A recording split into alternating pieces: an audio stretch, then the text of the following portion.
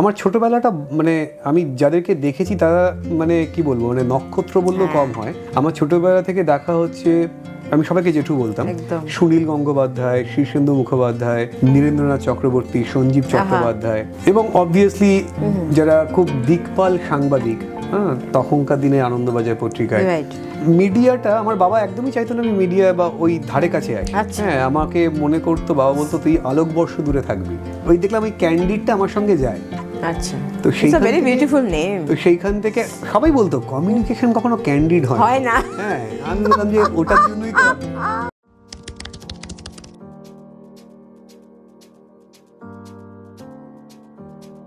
আমার মা কাউকে ফোনে বলছে আমার ছেলের ব্যবসাটা পুরো নারী কেন্দ্রিক।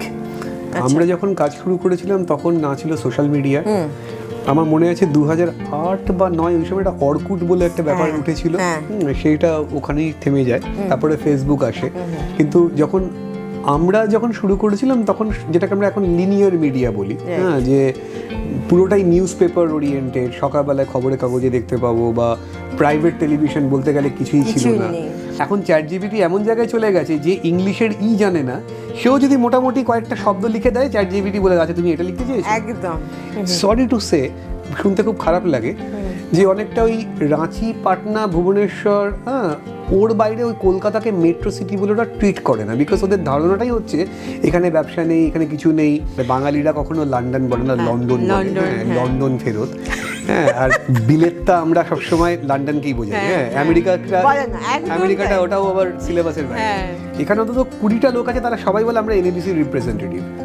প্রত্যেকেরই একটা অ্যাপ্রোচ, চলুন একটু আমেরিকা ঘুরে আসি। এই যে অ্যাপ্রোচটা না, এই অ্যাপ্রোচটাতেই আমার আপত্তি। এই যে বাঙালি এত আছে বা আছে, আমি এখানে কিছু করতে পারি। আচ্ছা, হ্যাঁ, আমার যারা ব্র্যান্ড আছে বা তাদেরকে আমরা একটা গ্লোবাল এক্সপোজার দিতে পারি। আমার কলকাতা যারা ক্লায়েন্ট, যারা কারণ তখন তো ফেসবুক, সোশ্যাল মিডিয়া কিছুই ছিল না। এবং এনআরআই পপুলেশন বা নন রেসিডেন্ট বেঙ্গলি পপুলেশন, তারা যখনই কলকাতায় আসে হয় শাড়ি, গয়না এসব দুনিয়ার কিনে নিয়ে চলে যায়। তো আমি যদি ওই অ্যাভেলেবিলিটিটা ওখানে করতে পারি, সেই করে আমি তখন এই আনন্দ উৎসব কনসেপ্টটা আমার ফার্স্ট আসে 2010-এ। তার আগে 2009-এ ইলিং টাউন হলে লন্ডন শারদোৎসব পুজোটা, ওটা আমার সঙ্গে শুরু। তারপরে আমার ওই স্পেশালাইজেশনটা হয়ে গেল যে বিদেশে একটা প্রোগ্রাম অর্গানাইজার। বুঝতে পেরেছি, যে যেহেতু আমাদের বাড়িতে একটা পুজোই হতো সারা জীবন, ছোটবেলা দেখেছি সরস্বতী পুজো, আমাদের আর কোনো পুজো হতো না। সেই পুজোটা আমাদের আজীবন বন্ধ হয়ে গেল, কারণ নিয়ম হচ্ছে ওই জন্মতিথিতে যদি আরেকজন কেউ না জন্মায় আমাদের পরিবারে, তাহলে আমরা ওই পুজোটা স্টার্ট করতে পারবো না, যেটা আমার ছেলেকে রোজ এক্সপ্লেন করতে হয়। किसी के जाने के बाद करे फिर उसके याद, छोटी छोटी सी बात न जाने क्यों